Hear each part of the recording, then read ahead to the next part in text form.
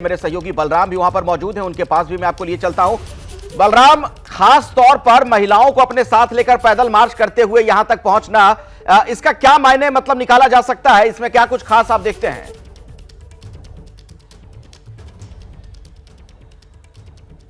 देखिए, आपको बता दें कि जब निर्वाचन आयोग ने अपनी फाइनल लिस्ट जारी की थी तो उसमें 71 लाख से ज्यादा महिलाएं इस बार अपने मताधिकार का प्रयोग करेंगी और 83 लाख से ज्यादा जो पुरुष मतदाता हैं वो अपने मताधिकार का प्रयोग करेंगे।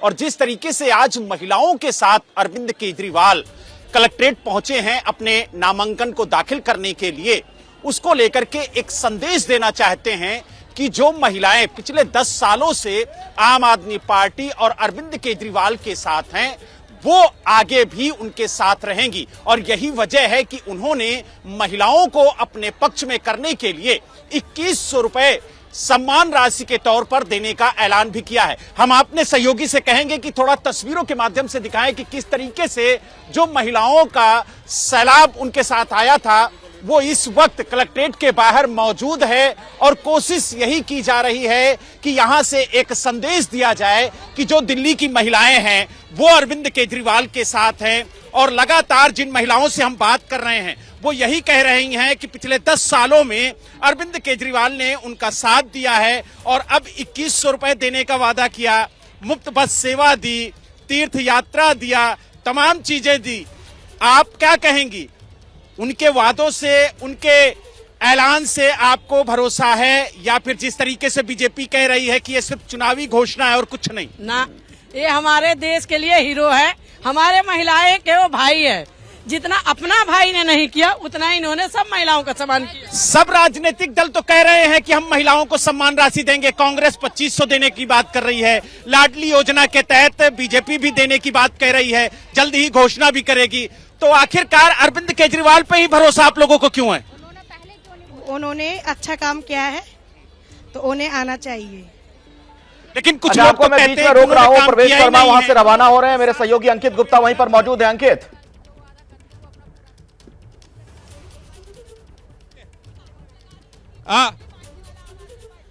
अखिलेश, इस वक्त जो है प्रवेश वर्मा ने नामांकन दाखिल कर दिया है और प्रवेश वर्मा नामांकन दाखिल करने के बाद में बाहर निकल रहे हैं।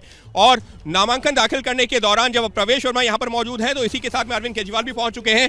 प्रवेश से भी बात करते हैं। तो निश्चित तौर पर देखिए इस वक्त मुकाबला जो है प्रवेश वर्मा और अरविंद केजरीवाल के बीच में, हालांकि संदीप दीक्षित भी जो है कड़ी टक्कर दे रहे हैं। प्रवेश, आपने जो सुबह से मंदिर गए तो वहां पर जो एक वीडियो आम आदमी पार्टी वायरल कर रही है उनकी तरफ से ये कहा जा रहा है कि जूते बांट रहे थे आज भी आप। देखिए, वाल्मीकि बस्ती में जो झाड़ू लगाने वाली महिलाएं हैं जो इस क्षेत्र का गंद उठाती हैं, जब मैंने देखा कि उनके पैर में चप्पल भी नहीं है, नंगे पैर हैं, अगर कोई पानी मांगेगा, अगर मैं पानी भी दूंगा उस पर भी अरविंद केजरीवाल सवाल उठाएंगे। मॉडल कोड ऑफ कंडक्ट का उल्लंघन बता रहे हैं। नहीं, मैंने कोई जूते खरीदे नहीं है, जूते मेरी गाड़ी में रखे हुए और वो पहले से ही रखे रहते। जब भी मेरे को रास्ते में कोई महिला, कोई गरीब आदमी, कोई भिखारी, कोई ऐसा दिखता है उसको कपड़े देना, जूते देना, ये मैं हमेशा कई सालों से करता आया हूँ। लेकिन वो तो यही कह रहे हैं कि कभी साड़ी, कभी सोने की चेन, कभी जो कोई सामान, ये मॉडल कोड ऑफ कंडक्ट का उल्लंघन है, नामांकन रद्द होना चाहिए। नामांकन के ऊपर सवाल। देखिए, दिल्ली में हर व्यक्ति जो सोने की चेन पहन रहा है वो मैंने उसको दी है। अगर ऐसा अरविंद केजरीवाल बोल रहे हैं तो क्या उनका मानसिक संतुलन बिगड़ गया है? और मैं क्या बोल सकता हूँ इस पर? कल को बोलेंगे मैं गाड़ी भी बांट रहा हूँ, हवाई जहाज भी बांट रहा हूँ, तो कुछ भी कह सकते हैं। लेकिन जो है वाल्मीकि बस्ती आप गए, अरविंद केजरीवाल गए, दलित वोट पे नजर क्या? मैं तो हमेशा जाता हूँ, अरविंद केजरीवाल तो केवल चुनाव में ही जाते हैं। और मैं जब भी जाता हूँ, मैंने तो आपको भी नहीं बताया था कि मैं जा रहा हूँ, मैं कभी मीडिया को सूचना नहीं देता हूँ। मैं कभी मंदिर जाता हूँ क्योंकि वो मेरे लिए शो करने की चीज़ नहीं है, वो मेरे लिए अंदर से मेरी भक्ति है। तो मैं कभी मीडिया को बता के नहीं जाता, वो हमेशा मीडिया को बताकर जाते हैं कि मैं जा रहा हूँ, हमेशा ट्वीट करते हैं, हमेशा सारा सोशल मीडिया पे डालते हैं, मैं कभी नहीं डालता हूँ। लेकिन वो तो ये कह रहे हैं ना कि आप लोग अभी भी वोटर लिस्ट का मुद्दा उठा रहे हैं कि किस तरीके से, क्योंकि कल आपने जिस बात की बात की कि वाल्मीकि मंदिर के आसपास जो वोट है वो काटे जा रहे हैं। देखिए, अरविंद केजरीवाल बार बार शिकायत कर रहे हैं कि दिल्ली के मंदिरों में फर्जी वोट बने हुए हैं, इलेक्शन कमीशन के लोग जा रहे हैं वहाँ पे चेक करने के लिए।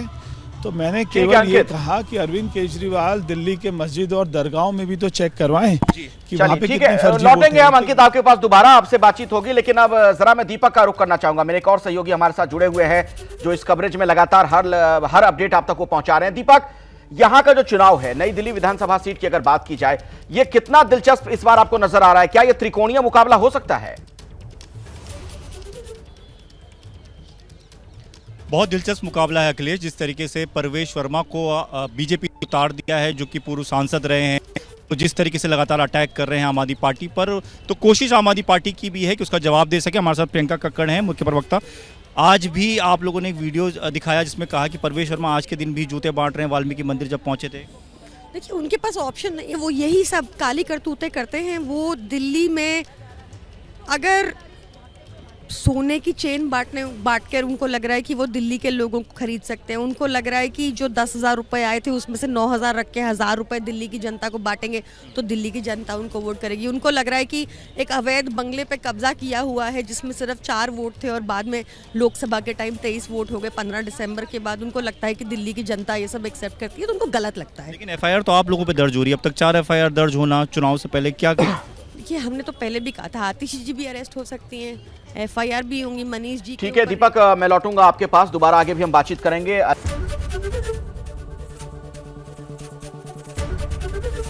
एबीपी गंगा, खबर आपकी, जुबान आपकी।